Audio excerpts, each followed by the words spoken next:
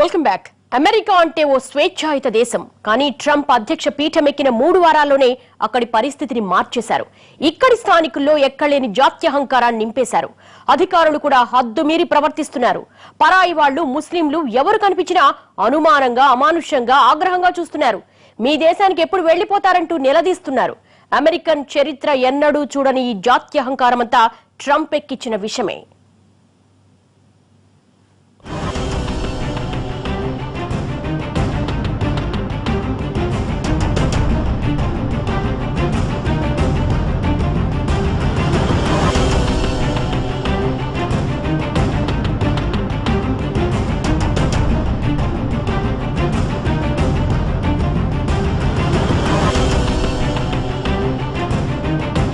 America అంటే భూతల స్వర్గమని, స్వేచ్ఛకు ప్రతీకాని, ప్రజాస్వామ్యానికి దేవాలయమని ఇలా ఎన్నో అభిప్రాయాలుండేవి. కానీ వాటన్నింటినీ పటాపంచలు చేసేస్తున్నాడు డొనాల్డ్ ట్రంప్. మంచి కన్నా చెడు ప్రభావమే ఎక్కువ వేగంగా విస్తరిస్తుందని మరోసారి నిరూపించాడు.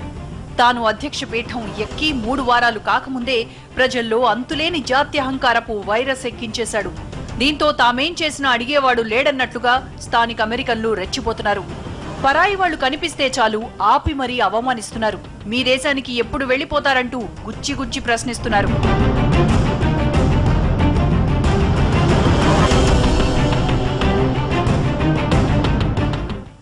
అవును, గడిచిన వారం రోజులుగా అమెరికాలో జరుగుతున్న పరిణామాలు చూస్తే ఎవరికైనా అర్థమయ్యేది ఇదే.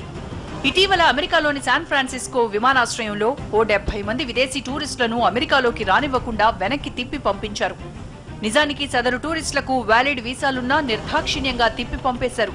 సరే, వాళ్లంటే విదేశీయులు అనుకుందాం. అమెరికాలో 40 ఏళ్లుగా ఉంటూ అక్కడి రాజకీయాల్లో కీలక వ్యక్తిగా బాధ్యతలు నిర్వర్తించిన ఓ ప్రవాస భారతీయుడు ఈ వారంలో అమెరికా వెళ్లినప్పుడు అతన్ని ఎయిర్పోర్టులోనే 5 గంటల పాటు కూర్చోబెట్టి ప్రశ్నల వర్షం కురిపించారు. అసలు మీరు ఇండియా ఎందుకు వెళ్లారు, ఎందుకు వచ్చారు, ఇప్పుడేం చేస్తారు, ఎన్నాళ్లుంటారు, ఇలా వేల ప్రశ్నలు వేసి ఆపై 100 షరతులు పెట్టి వాటన్నింటికీ అంగీకరించిన తర్వాతే అమెరికాలోకి అనుమతించారు. వాస్తవానికి సదరు పొలిటీషియన్ కి అక్కడ గ్రీన్ కార్డు కూడా ఉంది. అయినా సరే ఇమ్మిగ్రేషన్ అధికారులు ఆయన్ను అనుమతించడానికి ముప్పు తిప్పలు పెట్టారు.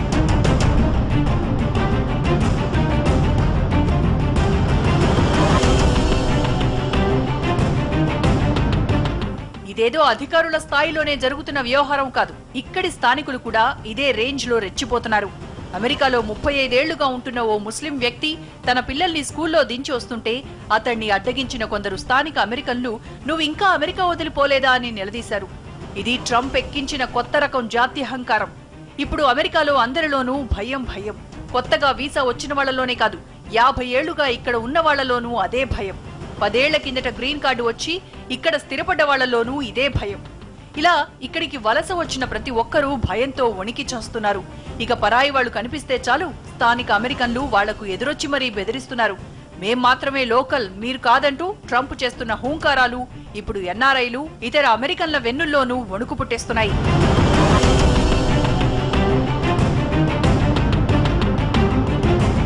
తన అభిజాత్యపు అహం కోసం అనవసరంగా స్థానిక అమెరికన్లలో జాత్యహంకారం అనే కొత్త వైరస్ ఎక్కించేశాడు ట్రంప్. దీంతో మనిషిని చూస్తే వణికిపోయే పరిస్థితి తలెత్తింది. ఇంత ఫ్రీ సొసైటీలో కూడా ఎప్పుడేం జరుగుతుందో, ఎవరు వచ్చి తమను నిలదీస్తారో అన్న భయంతో ప్రతి ఒక్కరూ వణికిపోతున్నారు.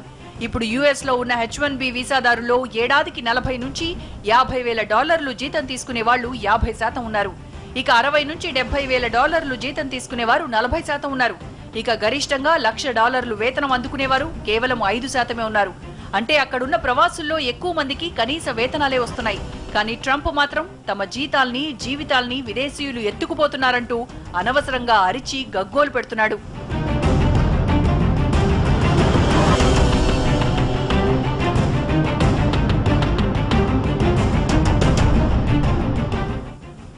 ఇక్కడితో ట్రంప్ చర్యలు ఆగిపోలేదు. గ్రీన్ కార్డుల సంఖ్య పరిమిత సంఖ్యను దాటితే H1B వీసాల్లో కూడా కోత విధించాలని చూస్తున్నాడు.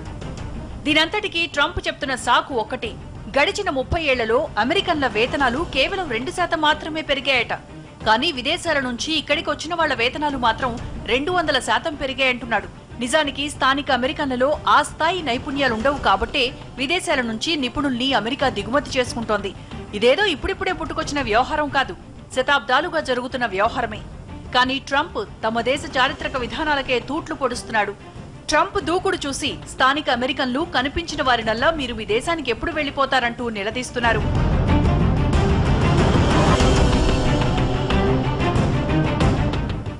ట్రంప్ ఇచ్చిన దెబ్బతో ఇప్పుడు ఎయిర్లైన్స్ లో బిజినెస్ అమాంతం పడిపోయింది. నిన్న మొన్నటి వరకు 3,40,000 వరకు పలికిన అమెరికా బిజినెస్ క్లాస్ టికెట్ ఇప్పుడు 1,25,000కు పడిపోయింది. ఆఖరికి విమానాల్లో ఆక్యుపెన్సీ కూడా సగానికి పైగా పడిపోయింది. అమెరికాలో ఉన్నవాడు దేశం వదిలి వెళ్లాలంటే వణికిపోతున్నాడు. ఒకవేళ తాను వెళ్తే మళ్లీ వెనక్కి రానిస్తారో లేదో అన్న భయంతో అత్యవసరమైన ప్రయాణాలు రద్దు చేసుకుంటున్నారు. ఇక ఇక్కడ ఉన్నవాళ్లు కూడా అమెరికా వెళ్లాలన్నా వణికిపోతున్నారు. దీంతో ఇప్పుడు అమెరికా వెళ్లాలన్నా భయమే, అమెరికా నుంచి రావాలన్నా భయమే. ఏ క్షణంలో ఎవరిని పంపేస్తారో అన్న భయం వాళ్లను వెన్నాడుతూనే ఉంది. ఒకవేళ చచ్చి చెడి ఇంత ఖర్చు పెట్టుకుని వెళ్తే తీరా ఎయిర్పోర్ట్ నుంచే వెనక్కి పంపేస్తారేమో అని వణికిపోతున్నారు. దీంతో అమెరికా వెళ్లే విమానాలు, అక్కడి నుంచి వచ్చే విమానాలు సగానికి పైగా ఖాళీగానే ఉంటున్నాయి. ఈ స్థాయిలో లోకల్ అమెరికన్లలో జాత్యహంకారాన్ని, విదేశీయుల్లో భయాన్ని రేకెత్తించి తన పిచ్చికి అంతే లేదని నిరూపిస్తున్నాడీ అమెరికా పులకేసి.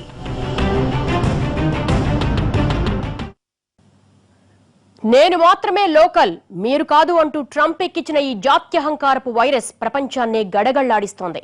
ఇది మరీ ఎక్కువైతే ప్రపంచానికి అమెరికాతో ఉన్న అనుబంధాన్ని కూడా తెంచేసేలా ఉంది. విరుగుడే లేని జాత్యహంకారాన్ని స్థానికుల బుర్రల్లోకి ఎక్కించిన ట్రంపాసురుడు ముందు ముందు ఇంకెన్ని అరాచకాలు చేయనున్నాడు అన్నది ఆయనకే తెలియాలి.